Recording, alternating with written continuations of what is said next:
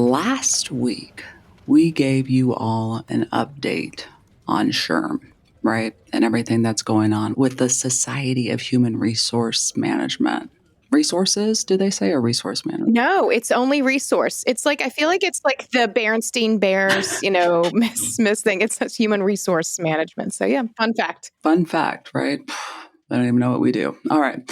So interesting feedback from listeners since then. We have received so many DMs about this, so many comments, right? I mean, some definitely stand out. I'm going to read this comment briefly here. Someone says, yeah, as a former employee, this tracks. Everyone who works at SHRM knows that SHRM does not meet their own standards. I was there almost 3 years and their leadership is a joke. Employees stressed out, they need anxiety meds, employees having panic attacks in the office, asking employees to work longer hours with no additional compensation. They are a joke. So people obviously, sharing, raising their hands that, they're not surprised that there's some litigation going on here with SHRM and some EEOC complaints and all of that, right? So it's an exciting time. Also received this one that is pretty memorable here. I am an employee at SHRM.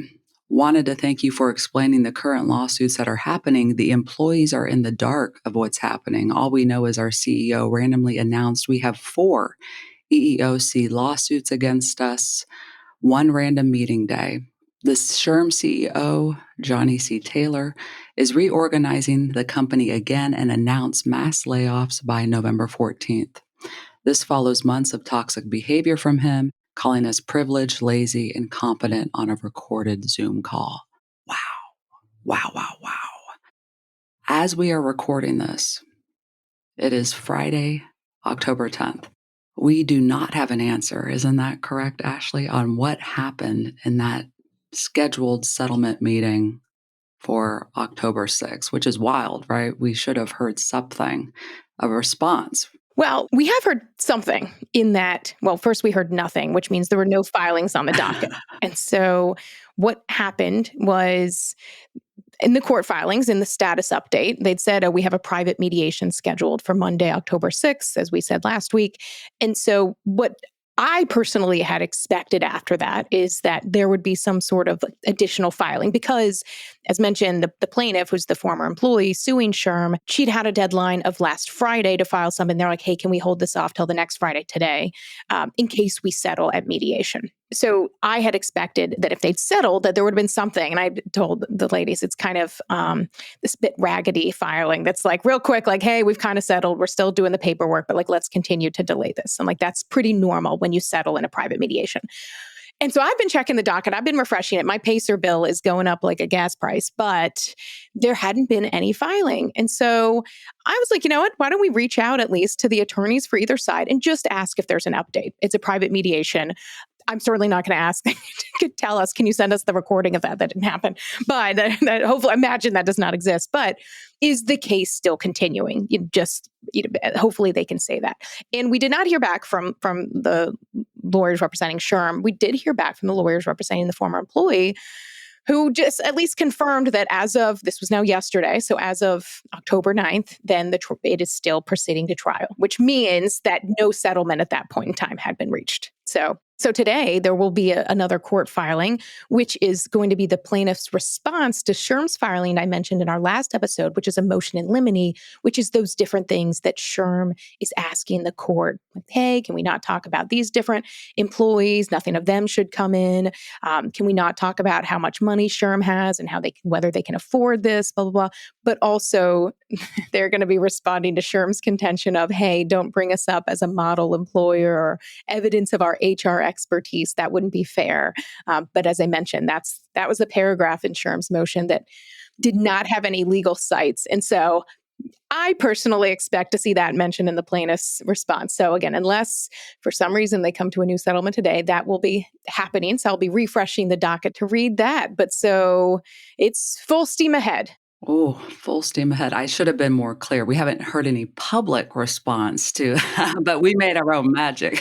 Listen, I like Bravo. It's fine. I don't really like drama in real life, but this in particular, I'm curious. And so and we got so many DMs from people. We've gotten a lot of from other current and former SHRM employees talking about, what's going on. Mhm. But we had so many people who are like, oh my gosh, they're like, I'm literally on the edge of my seat, like wondering about this. I'm very surprised that it has not settled. I still think it's so like also those listening and like Leigh and Jamie had asked the same thing. They have this private mediation. Just because it didn't settle then, it doesn't mean it can't settle at some other point before trial. And as I mentioned in our last episode, things can literally, they could be settling right now. They show up to trial and they see the HR besties, our media credentials in the trial. They may say, hey, we won't do that. Yeah. But I'm just like, nothing changes unless we do, unless we stop tolerating things, unless we stand up for injustice and you name it. I am hoping that things get unveiled, and we get some change. This is an HR podcast, and we say like in HR in particular, you see a lot of things and you hear complaints. Some of those listening may have been involved in workplace investigations and things. Sometimes you hear something at the outset and you're like, oh my gosh. And then you hear more of the story and you're like, oh, okay. Like it's humans at work. And so you see all realms of things. But again, in this one, even the legalities aside, if SHRM were to look at its own docket and read the emails and look at the decisions that they made about how they treated someone with performance, and she was let go from employment, I believe in 2020. Like the lawsuit wasn't filed until 2022. So we're 5 years out from this. And you always hope that when people make mistakes, you do the right thing, which, litigation side, they'll figure that out. But at least you realize about treating people like humans. If you look at SHRM's Glassdoor, and again, Glassdoor can be a lot of things. Sometimes you read one and you're like, oh, I know this person. There's more to that story. But you read it and there is so much in there that's consistent with the same things you see in the lawsuit about people saying, I was let go. I was let go after consistent positive feedback. And that was one of the things at issue in this lawsuit was getting positive performance reviews, getting promoted, then all of a sudden not all of a sudden, but not that long after getting terminated from employment due to performance, never having been on a performance plan. All the things that if you're to look at SHRM's website, you would see them prescribing and saying to do the exact opposite. And so it's so important, especially for those that are telling others what to do, to be a model. I do think you Mhm. as SHRM should be a Mhm. model employer. Whether that changes the legal standard, probably not. But anyway. Stay strong, plaintiff. That's all I have to say. In case they're listening, stay strong, plaintiff. Change the landscape here. Change the landscape for all of us. Did you know that 1 in 5 Americans have learn a new language on their bucket list? Is that you? Well, make 2025 your year. You've got 3 months left, besties. And check it off with Babbel, the language app that makes grammar fun and actually worth your time. Their bite-sized lessons fit easily into your daily routine and are also easy to remember. Just 10 minutes a day is enough to start seeing real results. Babbel lets you practice real-life conversations step by step without the stress. You'll build confidence to speak up when it matters, from ordering a coffee or chatting to new friends abroad. And Babbel is more than just lessons. They even offer a large collection of podcasts where Babbel experts reveal language secrets and offer an inside look into local cultures. One of the things I really love about using Babbel is just how practical it feels. I didn't want to just memorize a random vocab. I wanted to be able to actually talk to people. And for me, that meant learning phrases that I could use when traveling, and I cannot wait to test them out. You learn your best by listening, speaking, reading, or writing. Babbel adapts to your style and keeps you motivated with personal learning plans, real-time feedback, and progress tracking. Make fast, lasting progress with Babbel, the science-backed language learning app that actually works.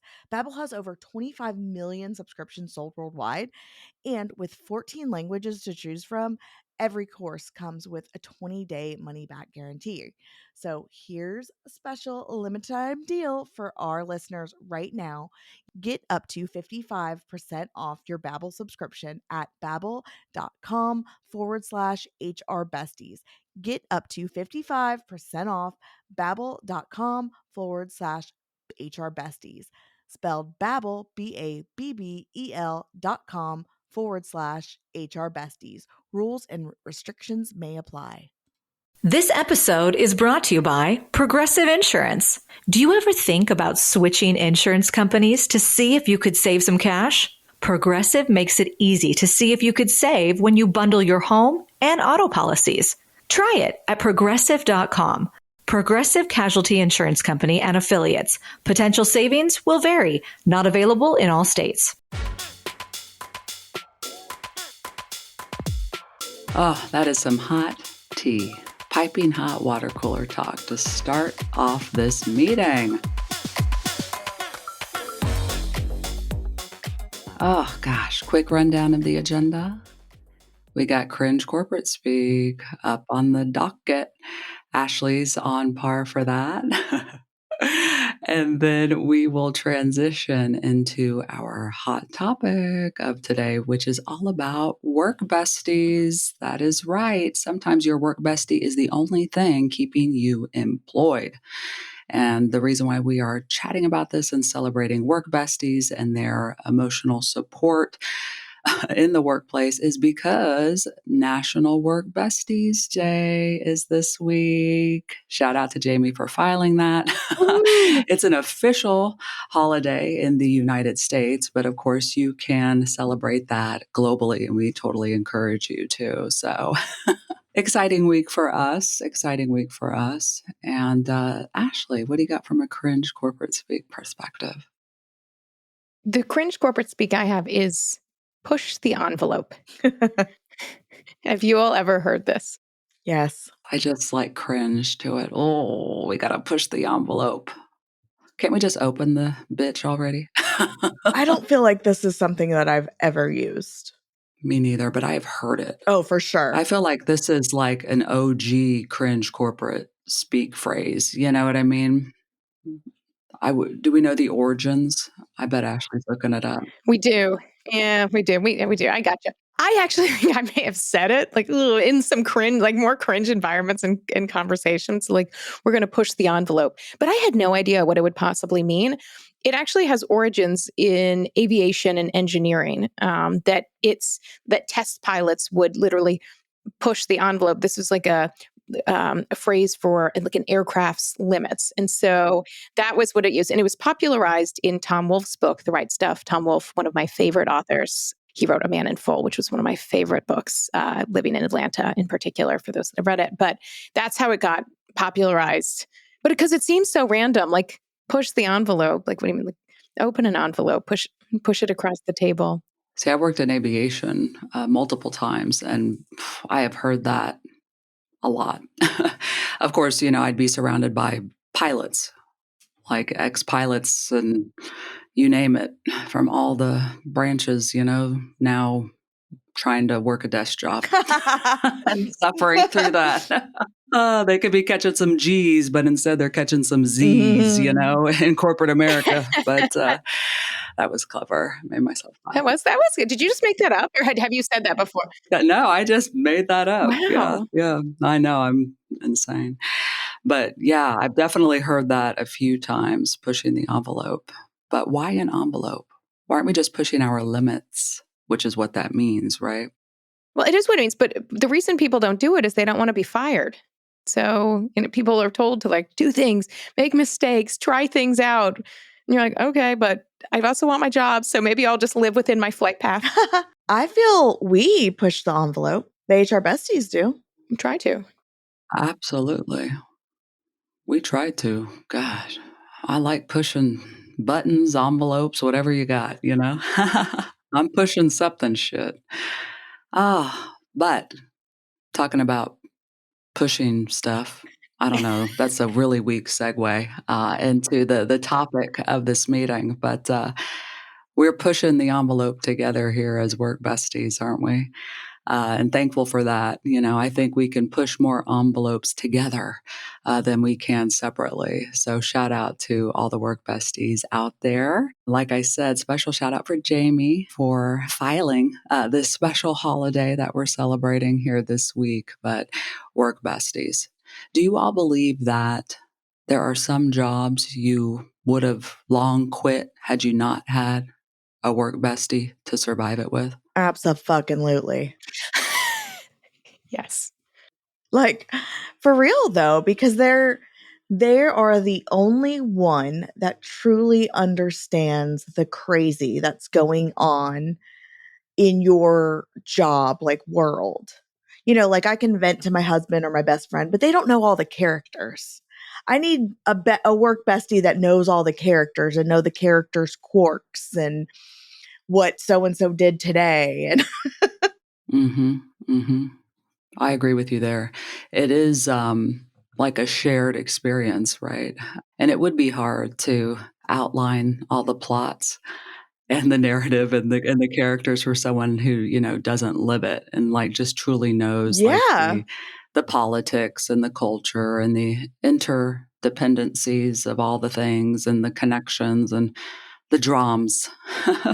I'm with you there. Ashley, same for you. Of course. You think about starting a new job, and that's one of the things I think people sometimes you actually appreciate it after you leave and you realize it and you're like, gosh, I really miss this person. I don't know the people. Like The Office, it has some of like The Office. I think when Pam had left The Office first, and Jim, there's like a good representation. I'll try to find it and put it on our Instagram story. But when he looked, it was like making jokes and he was so sad because you realize it after they've gone, which is another good quote from The Office of Andy Bernard when he says, I think, if I wish we could realize these were the good old days before when you're actually in them. And like, oh, it always makes me, it's so true. It's so true. What about you, Leigh? No, absolutely. And I know we've, talked before about like our group text chat group, text, whatever, make that make sense. But, I still have those running ones with previous work besties. Like it's crazy how it just sticks with you. And then, you find yourself craving like updates from the old stomping grounds. Like, is so-and-so still doing X, Y, and Z? And like, what's going on with that? And, like you're still curious, it's wild. But for me, like I do need that connection.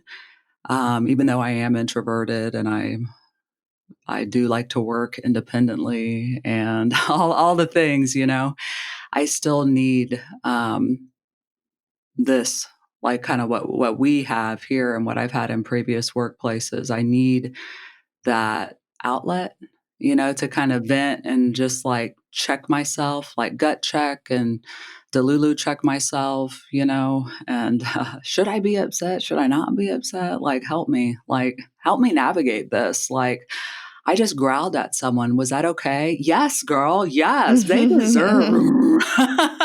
Yeah.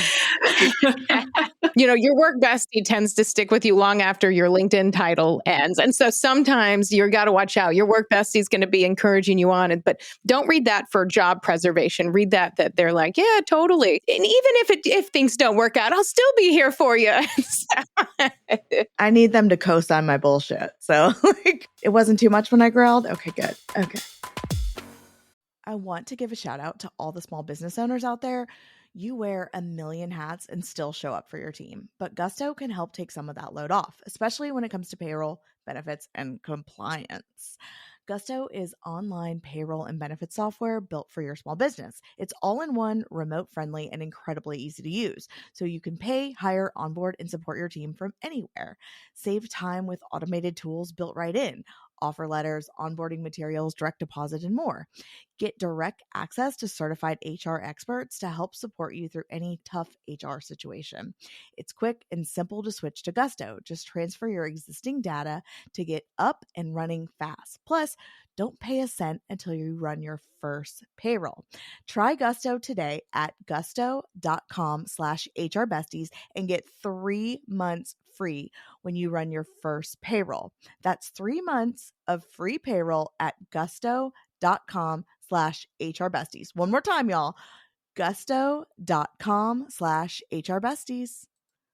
DSW, Designer Shoe Warehouse, is the one-stop shop for all your footwear needs. With sneakers, boots, and everything in between for every style, mood, and occasion, you'll definitely find shoes that get you at prices that get your budget. DSW has what you need, but more importantly, they have what you didn't even know you wanted. You never know what you'll find at DSW. Find the shoes that get you at prices that get your budget at DSW stores or DSW.com.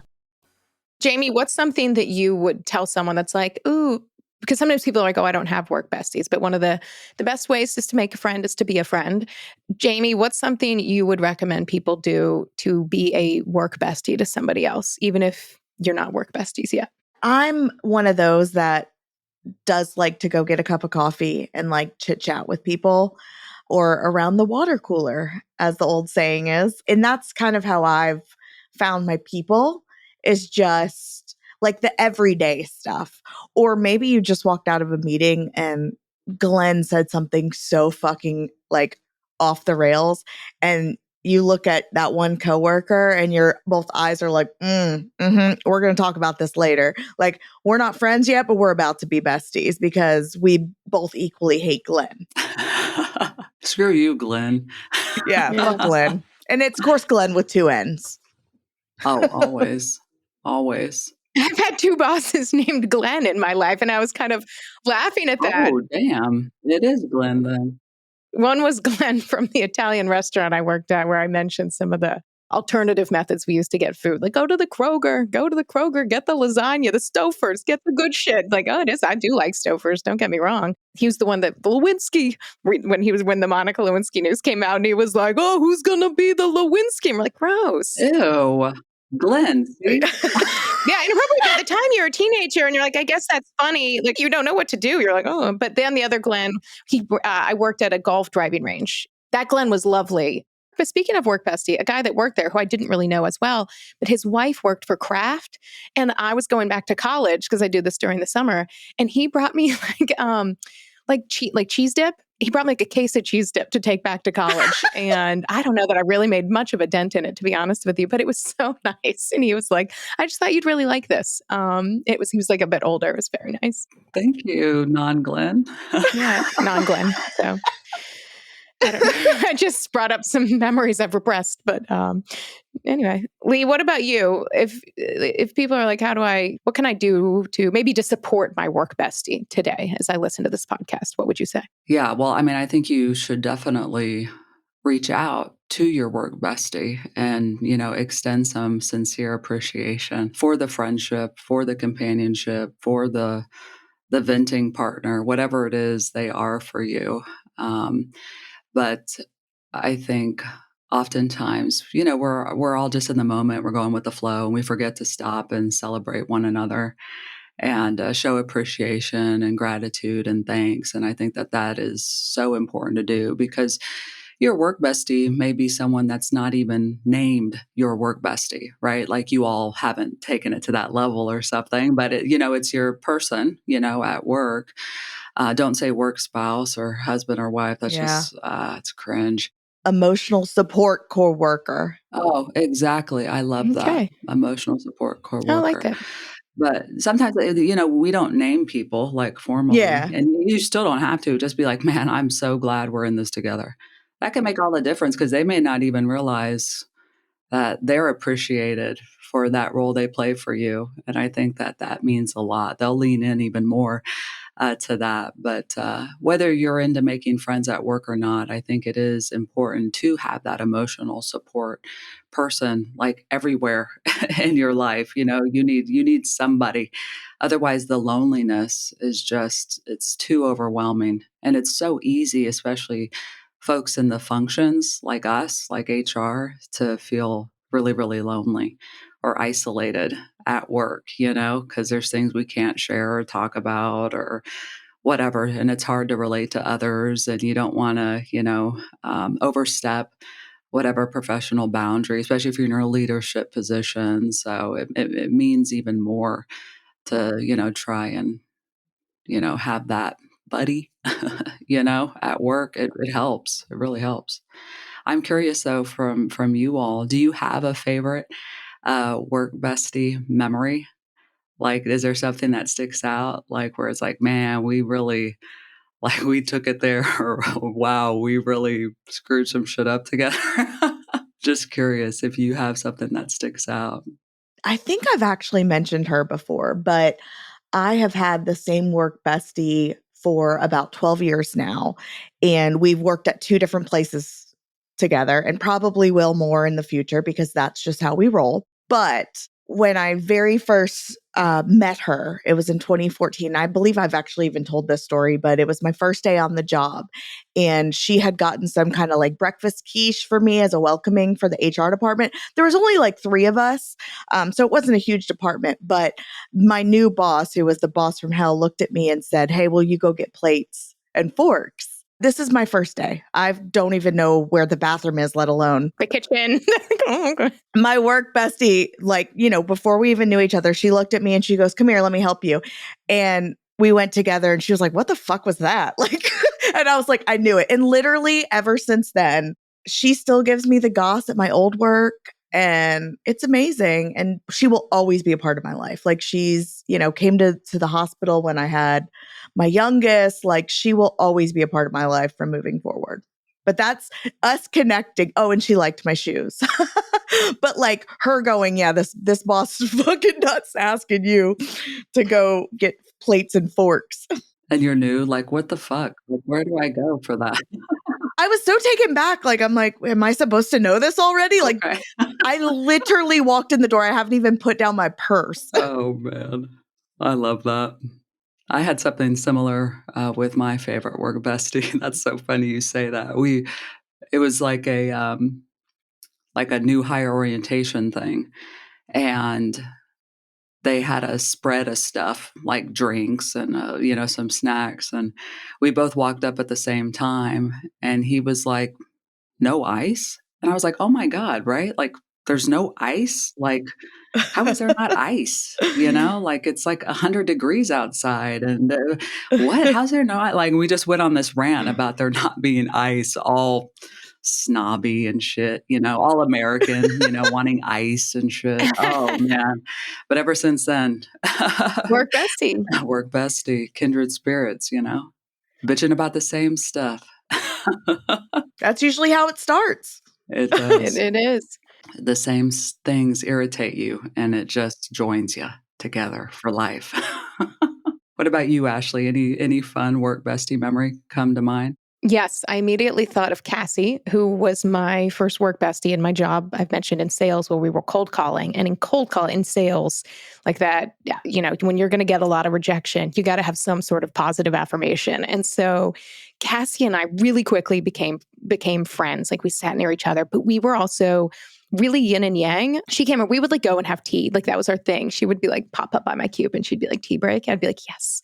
And we'd have like, our quotas. We were supposed to be, dial for dollars, this. And she's like, "Can we tea for dollars?" And I'd be like, "Please." And so, but we were so yin and yang. And so she grew up super bougie, like really bougie, really bougie. I did not, quite the opposite. And so one thing I still laugh, I still tell like my kids this lesson I learned from her. I lived close into DC. We were in DC and I lived close into DC. She lived out by like Tyson's Mall. It was like some fancy, like Tyson's Corners, like it was fancy then in 2003. But we went to the mall and I had to like go to the bathroom and I'm walking towards the food court. And she was like, "No, ma'am, no, we're going to like Saks or Neiman, whatever. 0% chance I would ever go in there." And she's like, "No, always go to the bathroom in the fancy department store." And I was like, "What do you mean?" And sure enough, I went. It was a far cry from the food court bathrooms I'd spent 22 years of my life going to. And so now when I go to the mall, I'm like, "Sammy's going to the bathroom. We're going." Like we go to, Perimeter Mall here in Atlanta. We're going to the good store, going over to Nordstrom to go to the bathroom. And so I took that lesson away from my work bestie. So now if you haven't heard that, go try it. If you too have been a food court restroom life, it was a great tip. Pro tip. That is actually a really good tip. Yeah. Thank you, Cassie. Shout out to Cassie. You're changing lives. We were two of the only people, maybe one other guy, that went on to law school from doing cold calling. Like a lot of them are still in sales. But so anyway, we still keep up. Cassie and I still, she stayed at my house just a couple of years ago. And anyway, still, I'll send her this clip. Oh, I love that. Shout out to all the work besties out there. Yes. And National Work Besties Day is October 18th. So it's coming up. And that was 2 years of officially when the podcast launched. Mm-hmm. That's the podcast anniversary day. If you want to support us, the things that you can do, the number one thing you can really do is, in honor of the podcast anniversary, is go leave a rating and review. Sometimes we'll say that gently, and I know you hear that on podcasts, but it really does make a difference. And so if you just go to your podcast app, Apple, Spotify, whatever, and go give us a star rating, give us a little review. Generally, you can kind of choose the name you leave it under, at least your code name on Apple Podcasts, but that would mean the world to us. So October is here, and you know what that means: Halloween, which is my personal absolute favorite, but that also means costumes. And not just for the children, for my pups. Yep, all 3 of them. Biggie Smalls, Bluebell, and Biscuit. Yep.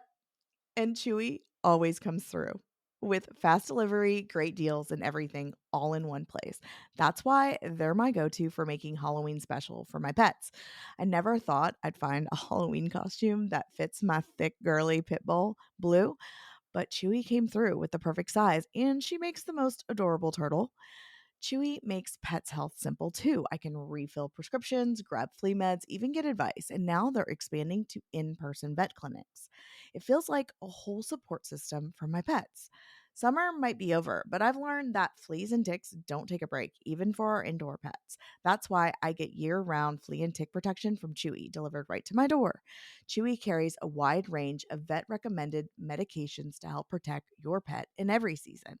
And if I ever have a question, whether it's about flea meds or anything else, Chewy's there 24/7. I've even called late night and someone picked up.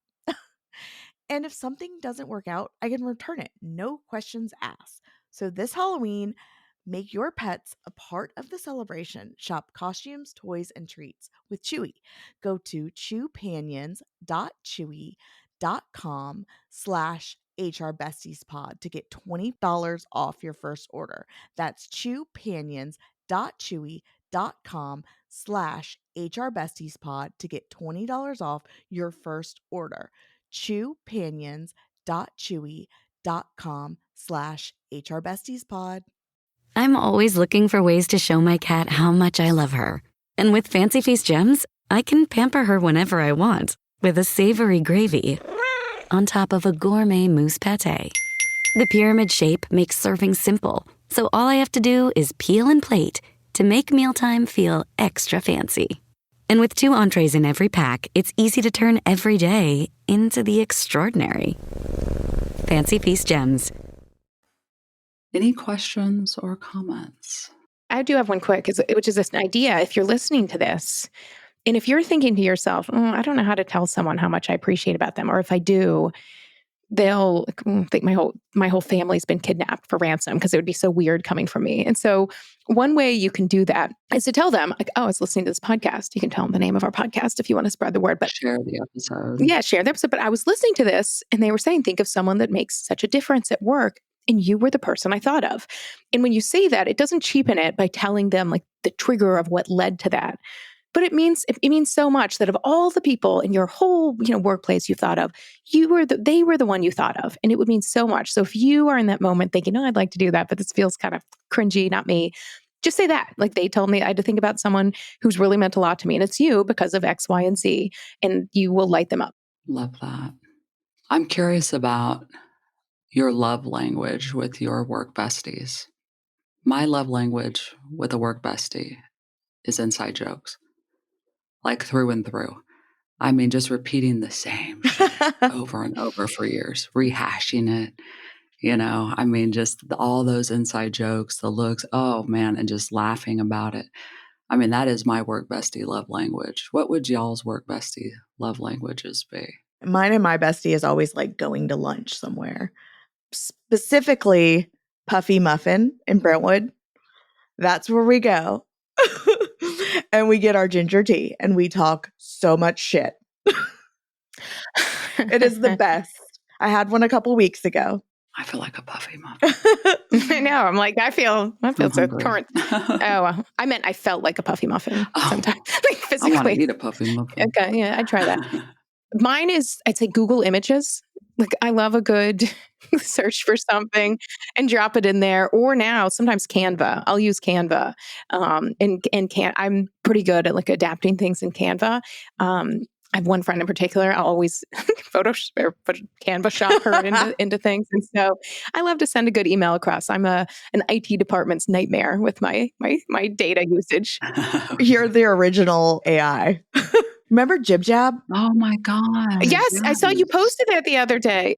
I did that as head of HR. I did that as HR and legal. I did that with like our CEO and like one of our board members, and like Jib Jab them at the holidays. And I think I still have that. It's so funny. That was such a thing. Remember? Oh, the dancing elves and all that. Oh my God. We thought we were so creative and hilarious. I don't care what AI puts at me. There's nothing funnier than a Jib Jab. I love a Jib Jab. I just know Ashley was the one like spending an hour working on like the perfect heads for each elf. Girl, it takes me 47 seconds. Back it up. I will find the perfect. Well, it'll be perfect enough. I mean, I'm efficient in all that. There's nothing in life I spend an hour on. I am efficient in everything I do. Oh, okay, my bad. Sorry, I didn't mean it in a mean way. I know, right? Well, okay. I just meant it. I was like, okay, God. I just meant it in the way that you would like. You're a perfectionist. Like you would make sure. Which for the month of December, we should create a Jib Jab of the besties. Yeah. Yes. That's a great. Leigh didn't seem as excited about that as I did. Yeah. Well, like I said, you're probably going to be the one doing it because I know you're else. I can just tell you're super into it. It's going to be done today. You can tell. I'm going to push the envelope. Oh, love. I'll make the final comment. You know, when HR told you to build stronger relationships in the workplace, I don't think they meant, and I can say they because I am they, trauma bonding with your coworkers. Yeah. We don't want to have to make that. We want you to have, what's the opposite of trauma bonding? I don't know. Making positive relationships. I don't know. Yay. For real, like your work besties are the people that get you through every day. And it's nice to just have them. So take a moment and thank them. Love that. I know. Happy National Work Besties Day.